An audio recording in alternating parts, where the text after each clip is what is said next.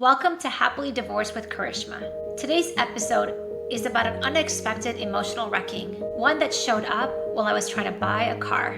But underneath that decision was a deep inner battle. The part of me that wants to be strong, but also believes that being strong means doing everything alone. And the part of me that's wanting to be held, supported, and deeply loved. If you've ever felt caught between fierce independence and the desire to truly let love in, this episode is for you. Today I wanted to explore this topic of being too empowered and sometimes this battle of being able to do it because you can and letting love in. Let's begin. This week has been a particularly interesting week for me. I went out to buy a new car. And when I went to buy my Tesla 3 years ago, it was actually huge for me. Every car before then had been a safe car, had been a car that essentially someone else had picked for me, whether it was my brother, who is a car fanatic, whether it was my ex-husband, or whether it was my father. And those were the three people, really my brother and my father, who had basically picked all of my cars, all which were, kind of classic Nissan, Toyota, Honda types, and just really were good, safe, secure cars that got me from A to B and took care of my family, which is perfectly wonderful. When I went for my Tesla, I remember looking and trying all these different cars, and my son, a little 10-year-old boy, was like, "Mom, you gotta try the Tesla. Mom, you gotta try the Tesla." And this is right when, during COVID, everything was shut down. Teslas were still pretty rare and actually really hard to come by. There was this huge shortage of cars in the country, including Tesla. And I went into this CarMax, I sat in this Tesla, I test drove it, and the rest was history. And I was sold. And the rest of the sale, as a salesperson today, I know how to negotiate sales. I can sit down, hold my own. And I walked away with a great offer on my trade-in, as well as getting a pretty damn good price on my Tesla. And it was a huge win for me, but specifically because for the first time, I made a decision that was really mine, where I didn't let other people decide for me. It was a fun car that was safe, that took care of my family. But for the first time, it was this permission that I gave to myself of having fun, being free, and enjoying that car experience for what it was. Here we are nearly 3 years today after the purchase of my Tesla, and I'm out in the market to get a different car. And I have this privilege of going to Houston quite a bit, which is 300 miles from Dallas to Houston, to go visit my man. And I just really wanted the ability to get into a car that was a gas car that allowed me to go from A to B without worrying about charge, without worrying about running out of charge space, which has happened a multitude of times, not to mention the 30 minutes extra it takes to go from Houston to Dallas and Dallas to Houston. And just the ease and flow of being able to get in a car and actually get to some place without having to pick up and it being peaceful. So as I was looking around for a few different cars, and my boyfriend told me, "Karishma, your job is to just try cars and see what you like, and I will do everything else." So I went about the search about a week and a half ago, going from this to that, and my search engine, imagine you have all the infinite possibilities of cars to pick from, and to go from all of that to narrowing it down to the last final two. And here I am today, last final two, and hopefully this, we'll see. We'll see if the decision is going to be done, and waiting for a couple of things from the dealer and whatnot. So let's see what happens. And as I was going through this process, I found myself with this inner tug of war. And this inner tug of war was, okay, I really want to be empowered to make a decision. So one of the things my boyfriend suggested to me was like, "Look, Karishma, don't put this urgency on yourself. I'm very impatient, and when I set my mind to do something, I actually do it and I get it done. But don't put this superficial urgency on yourself today, because it's not urgent today. My Tesla drives wonderfully. But if you just wait, I can help you get the next right car." And something about that completely put me in a panic, and I'm being completely real here, because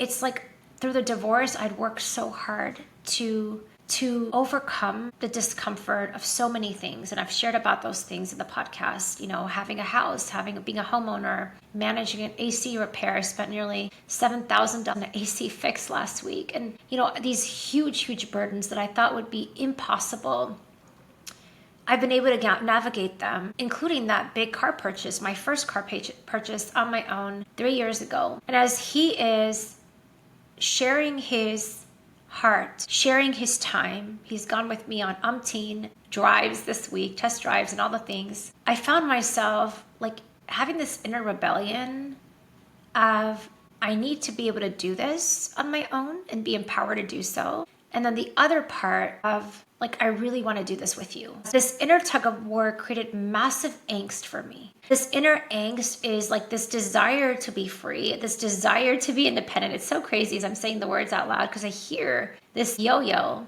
And the truth is I am free. The truth is I know how to go buy a house and go buy a car. I actually really do. And I've done it. Like I actually have done it, which is so freaking liberating. Even the other day I had this conversation with my daughter as we were going and trying out these cars. And again, I thought I was going to buy a different car earlier in the week. And I was like, how cool is it that like I have the ability to go buy a car and like be really empowered to do so and not need anyone to do it. So like on one hand, there's this reality that has been such a goal for me that I've already attained. And on the other hand, like really letting love in, really saying, you know what, universe, what would it look like to be so supported completely that I get to let someone else help me, that I get to sit in this space of like not being alone and to know that I'm fully part of a partnership, to know that I'm fully part of a unit. And I've talked to so many married couples that still have this feeling of being alone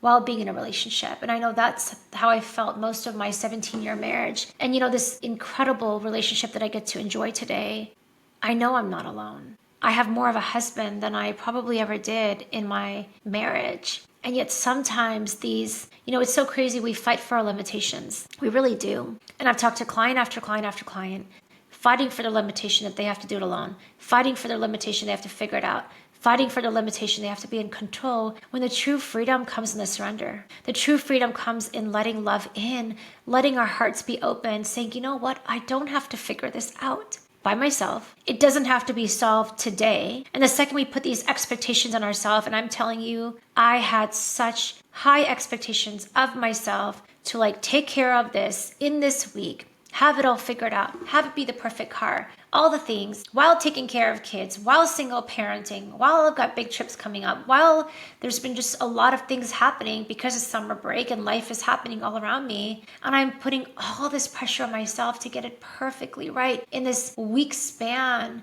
versus just saying, you know what, Karishma, it's okay. It's okay to let go. It's okay to let love in. It's okay for it not to be perfect according to your timeline. But what if God has a plan for me that's better than I have for myself? And I had this little inner tantrum, which kind of resulted in an external tantrum yesterday. I heard the insanity in my voice. I heard this crisscross yo-yo happening.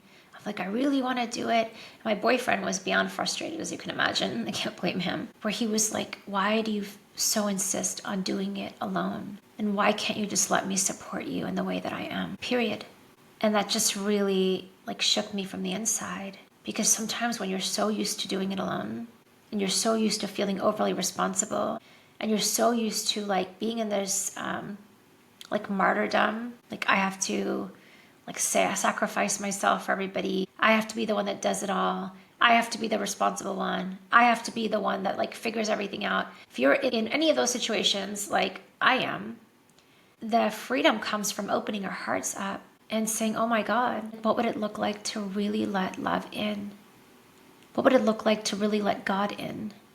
What would it look like to dissolve the walls around my heart so that my partner can love me and really allow his love into my life? But more importantly, what would it look like to let love into my life for me, where I get to really love that part of me that's fighting so hard sometimes for her limitations? And what if the whole purpose of all this is to settle into love for myself? So when I feel really alone and I feel really scared, because underneath all of this, there's fear, right? For all of us, like what would it look like? Like the fear of really letting love in, the fear of really being vulnerable. But what it would look like to just really love ourselves fully and completely in the midst of the discomfort, in the midst of the feelings of solitude, in the midst of the feeling of fear, and really come back to ourselves going, oh my God, Karishma, in my case, I love you.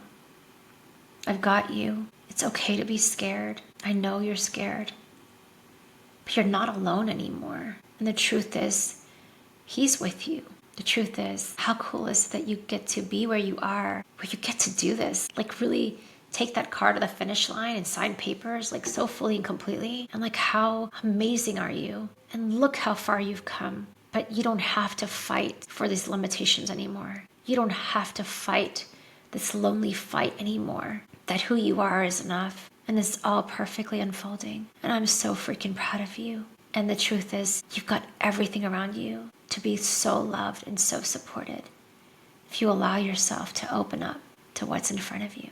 And you know, it's taken me 40 some years to get here. And sometimes I still have those inner battles. Sometimes I still have those thoughts of like, Karishma, oh my God, I thought we'd resolve this already. And I still have those thoughts. But anytime these things come up, they're all coming up to allow us to receive the love. Allow us to show us where we're fighting for our limitation, where we're fighting for our old story, where we're fighting to not let love in. And all of these are an invitation to open our hearts to love fully and completely. First for ourselves, so we can truly receive the love of the other. Thank you for listening.